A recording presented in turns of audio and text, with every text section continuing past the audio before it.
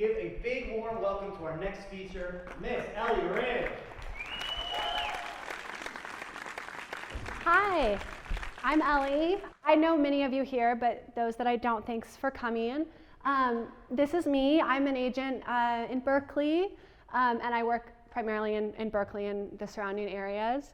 And this presentation is going to be a little bit different than what we've seen so far today, although social media has become a big part of my business. But what I want to talk about is what I actually talk about on social media, because I think that knowing about buildings is important for our work and for us to be able to communicate and educate our clients.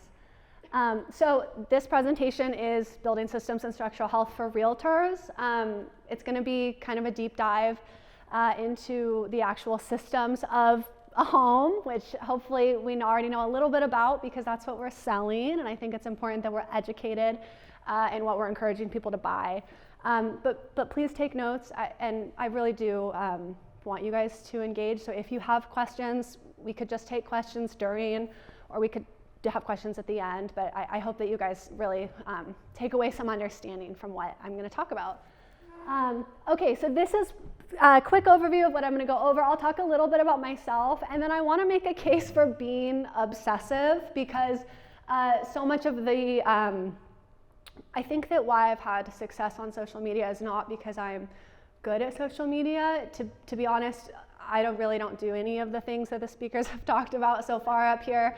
I'm really irregular, and I don't edit, or I add captions on my videos because someone told me that they wanted to take notes of the words I was using.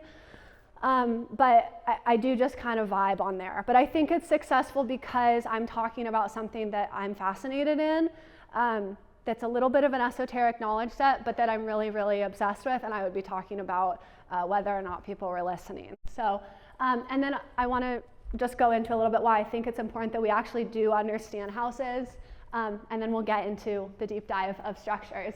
So this is me. This is a little bit about my background. Like I said, I'm from Berkeley. I got a degree from the University of California, Berkeley.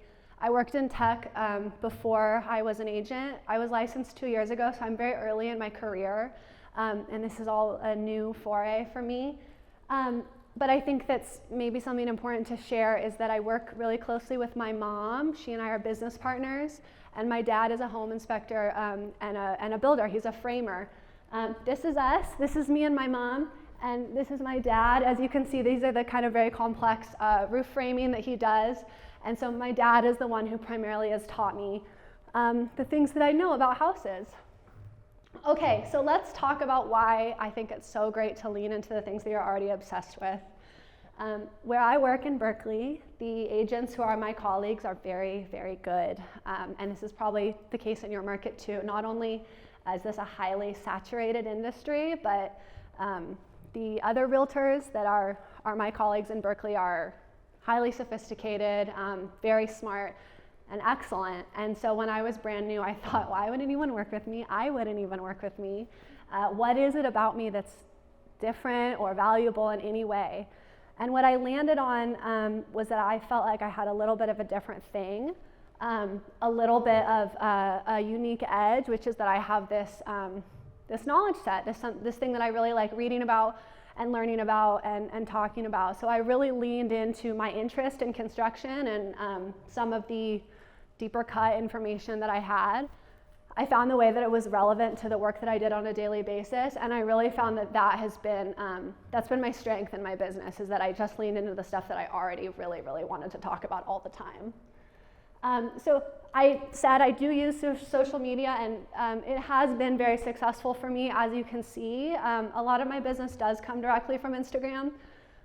But this is the kind of stuff that I talk about. You can see that it's very based on systems. I talk a lot about structures, and this is basically the stuff that I talk about with my clients. So I focus very heavily on education, and the stuff that I say in my videos is just stuff that I say in person with buyers when I'm under a house or in an attic or looking at the siding or what have you.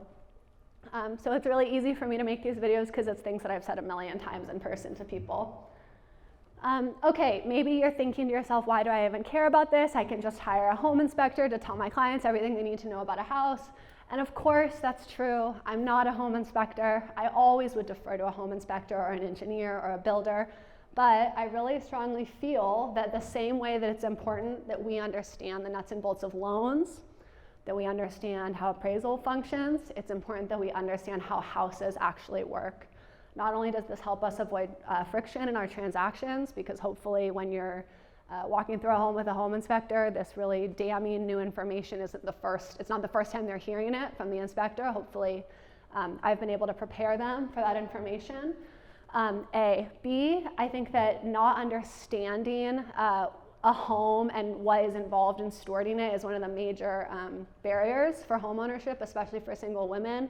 I think it's really scary, and it feels like it is a world where people don't even know how to begin asking questions. So as I'm guiding people into home ownership, I want to not just be talking to them about how like pretty the kitchen is or like cool the yard is. I want to talk to them about what it actually will mean when we've closed and I've left and now they own a foundation and a roof system and siding and drainage and so on.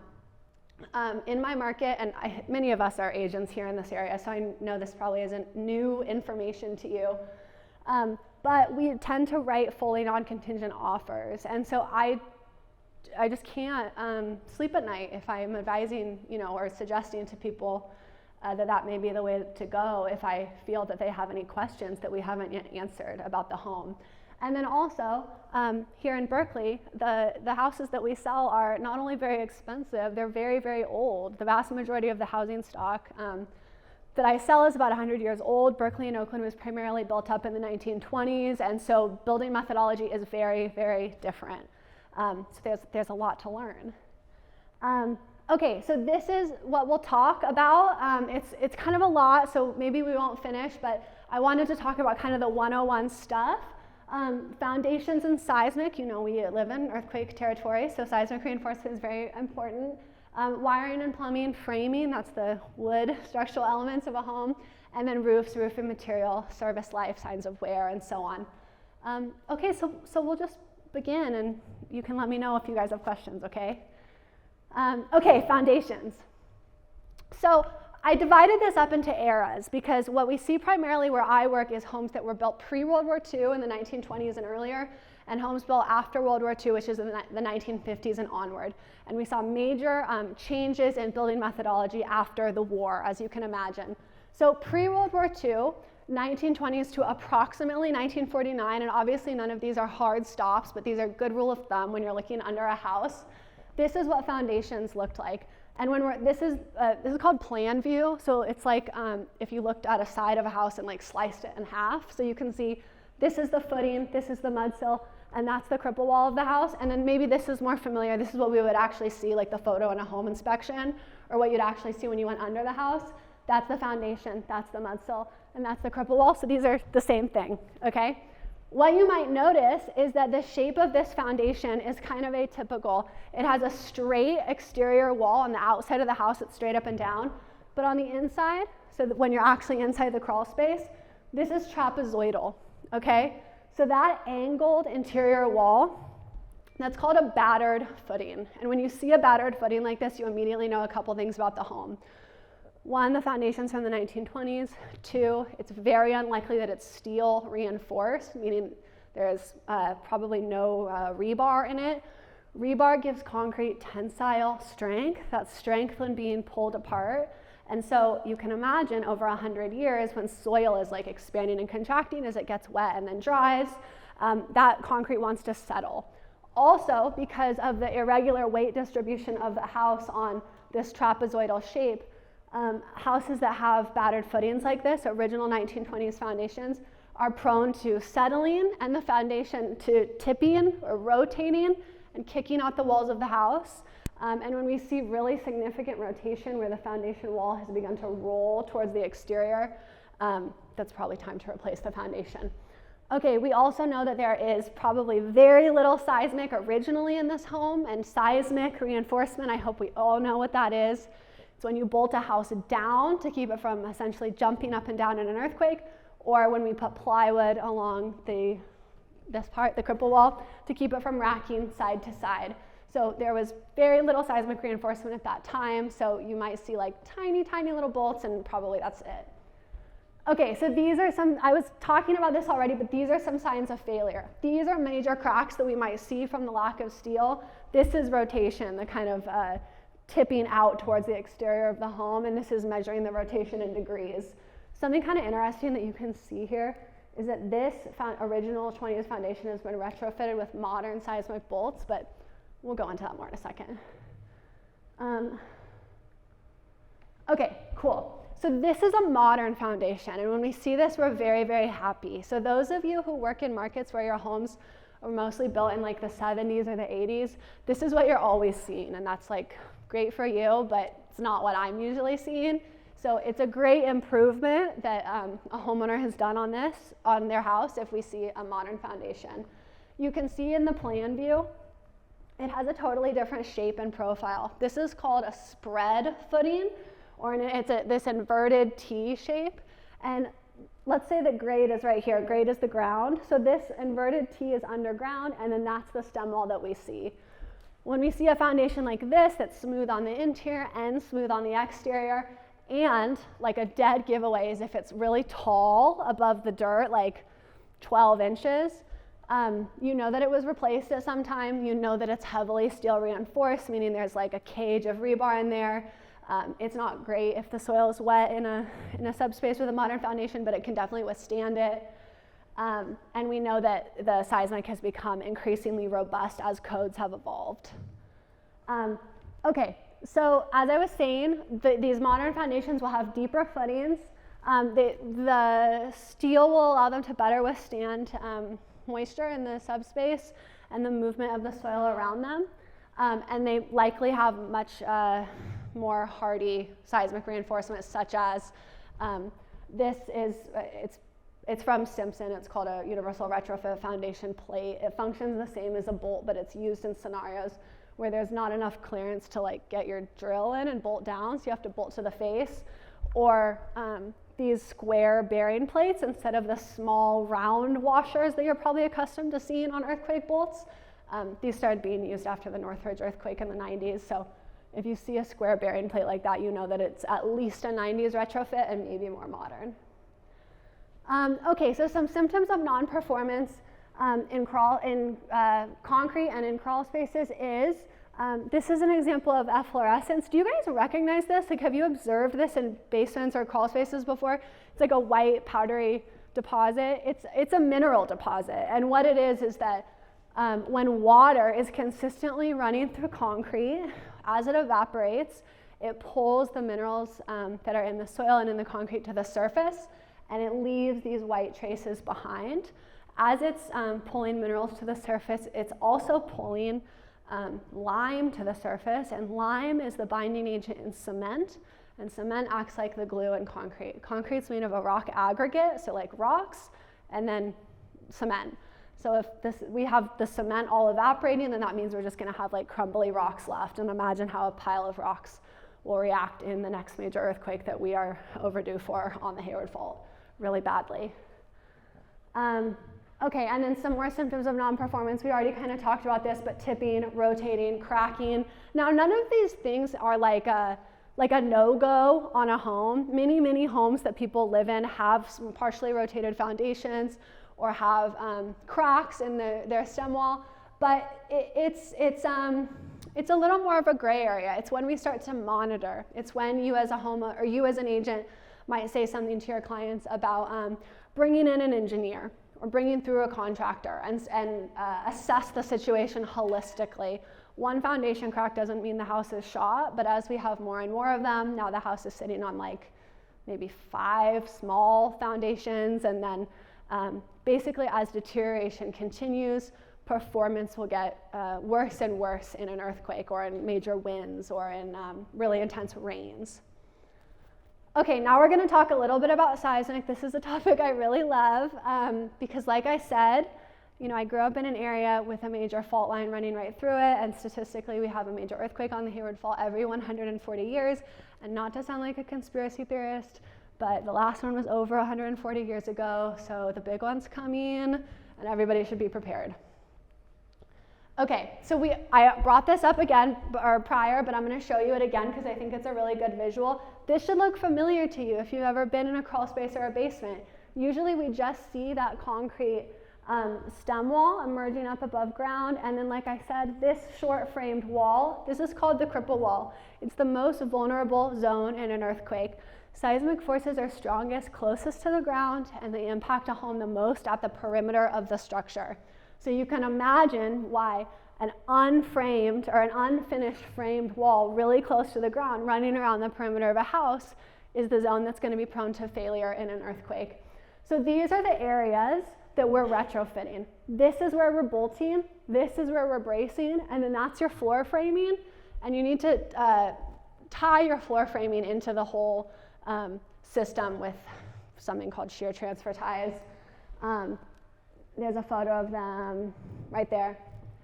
These are little like 90-degree clips that attach your floor framing to the cripple wall. So those are the three major elements of a seismic retrofit. So next time you're with your buyers in a crawl space and they ask you, has it been retrofitted?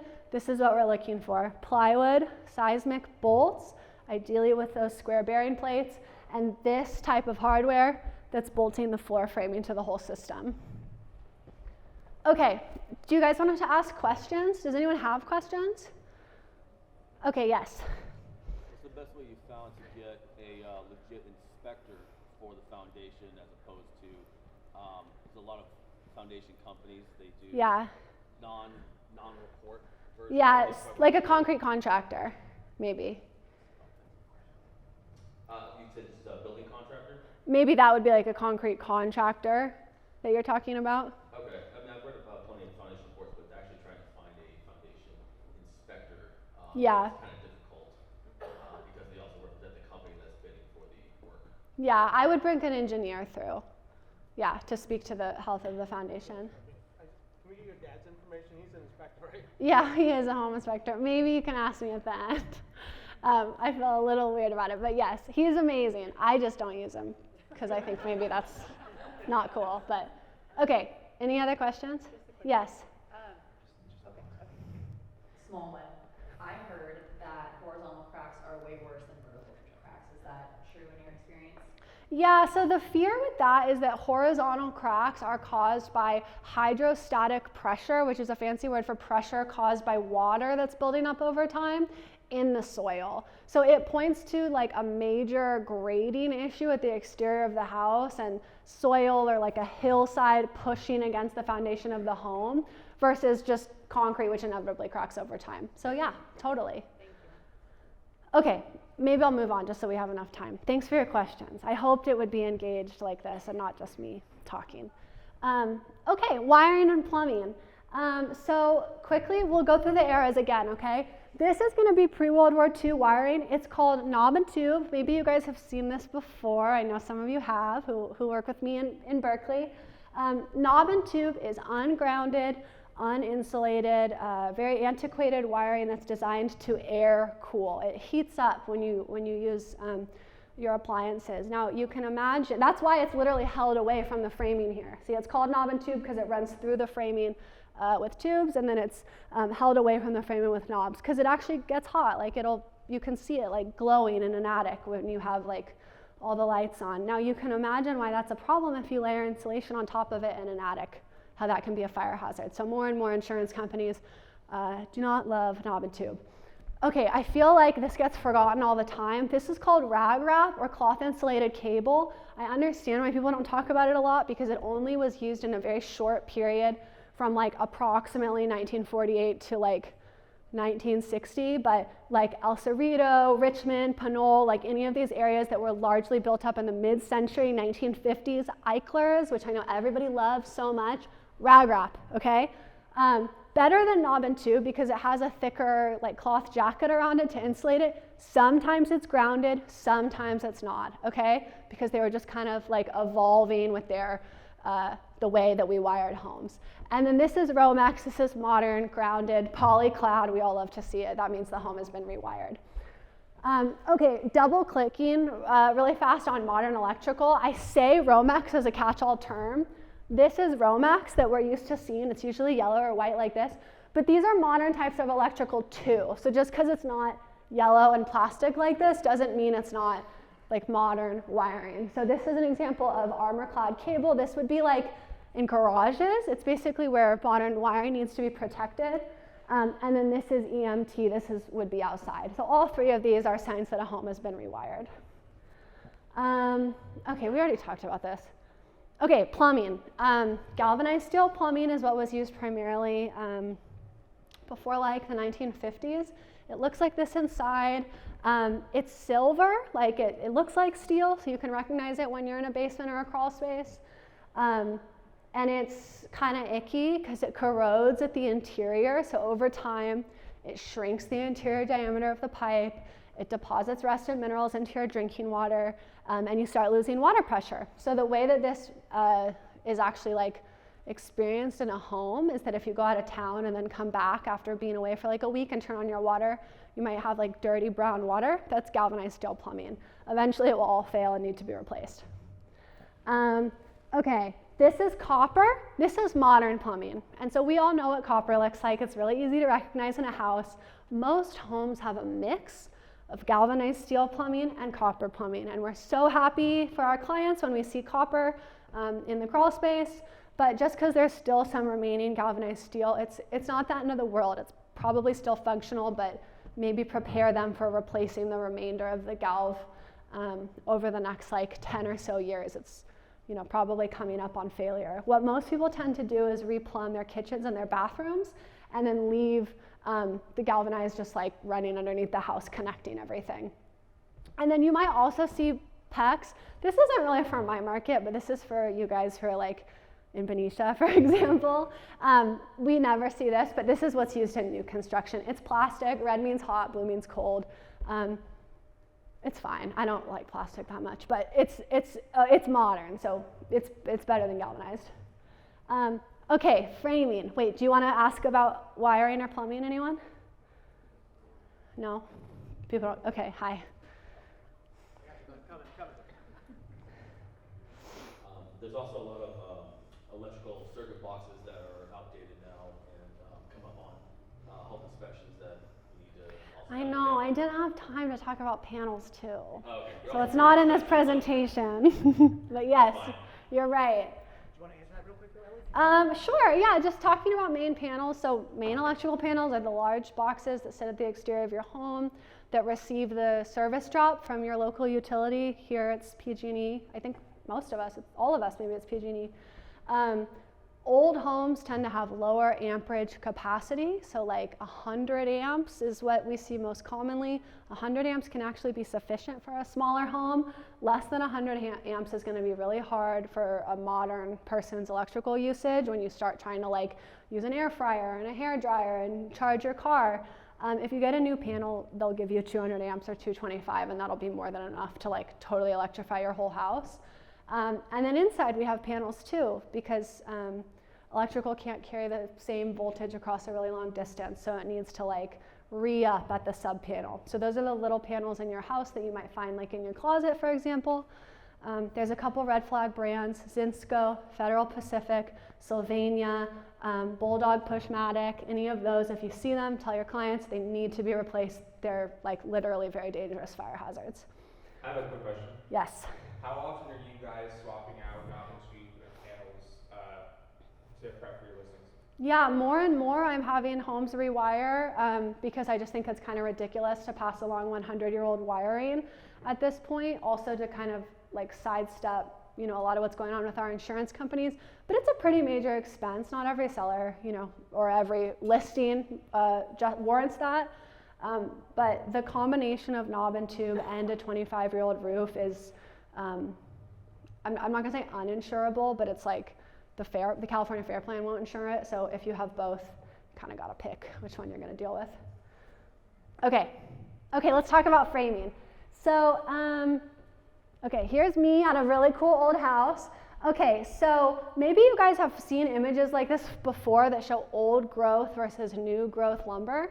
So the way that houses were framed in like basically before the 1940s is that we very sadly clear-cut old-growth Douglas fir forests. So those trees had been growing for hundreds and hundreds of years.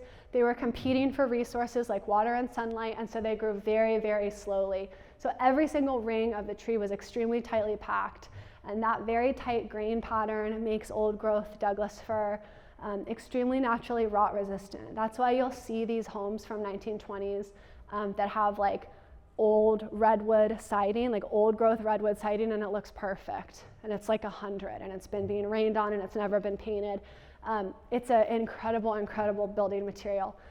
Probably for the better. We stopped framing with old growth, but now we frame with lumber that's grown on basically farms, like tree farms. So they have all the water and sunlight that they could need. They grow tall very, very fast. You can understand why that's like economically great at scale. But that lumber cannot support weight the way that old growth could, because not only does that tight grain pattern make it literally difficult for termites to chew, it also can carry an enormous load across a huge span that modern lumber would certainly not be able to withstand. So nowadays, we use what's called engineered lumber. These are some examples. You can see that this almost looks like plywood. It's like laminated sheets to make this giant composite beam. That kind of looks like oriented strand board. That's called a parallam beam. You don't really need to know these words, but I think the important takeaway here is that modern lumber cannot carry the weight that old growth could. And so to imitate its abilities, we have all these different kinds of engineered lumber. I'm just like a geek, so I think that old growth is like very, very cool, and it's amazing to me that a natural material could do what we now require like glue and plastic and composite materials to do. But I guess it's a preferential thing. Maybe other people like new construction better. Okay, roofing materials. This is applicable to everybody. So these are the most common types of roofing materials. It's called composition shingle. This is an example of dimensional comp shingles, and this is 3-tab comp shingle. You can see this is dimensional, hence the name, and that's very flat. This is like a 15 to 20-year roof. This is a 30-year roof, and like I said, it's the most common roofing type for pitched roofs. That means a roof that has a slope. It's not suitable for a flat roof. This is only for a pitched roof because it's not actually waterproof. Water flows down it, but if it's too low of a slope, so less than 412, which is 4 inches of rise over 12 inches of run, but I think maybe that doesn't really matter to you guys, but anyway, if it's too low of a slope, water can wick back up underneath the shingles. And I guess we could talk about signs of wear. So moss grows on composition shingles after about 7 years. When we see these granules, which are protecting the black fiberglass mat that's underneath from UV damage, when the granules that are kind of give it that like tar paper texture start to fill up the gutters, that means it's time to replace it probably. Okay, so this is what we should see on low slope roofs. Like I said, this is like 12-12, like super steep, maybe like 4-12 as it starts looking like almost flat. This would be a more suitable roofing material, although it's very old. This is called tar and gravel. It literally looks like gravel or like really actually quite large rocks, and it's exactly what it sounds like. It's sitting on a bed of tar that was hot mopped on there, and the gravel serves the same purpose as the little porcelain granules on comp shingle. It's to protect the tar from cracking in the sun. Nowadays, we don't really use that anymore, as you can imagine why we don't have giant buckets of tar on top of people's houses. So this is what you might see on a flat roof nowadays. This is called TPO. It's like a polypropylene, like basically plastic. And then this is modified bitumen, also called a roll-on roof. You can probably see exactly how it's applied. It's literally rolled out like that, and then it's heat sealed at those seams. These are actually waterproof roofing materials. That's why they're okay for flat roofs, where water actually will build up and probably pond on the roof surface during its life at some point. Okay. Can we all let her know how this continues here, you guys? I mean, come on. Thank you. Incredible.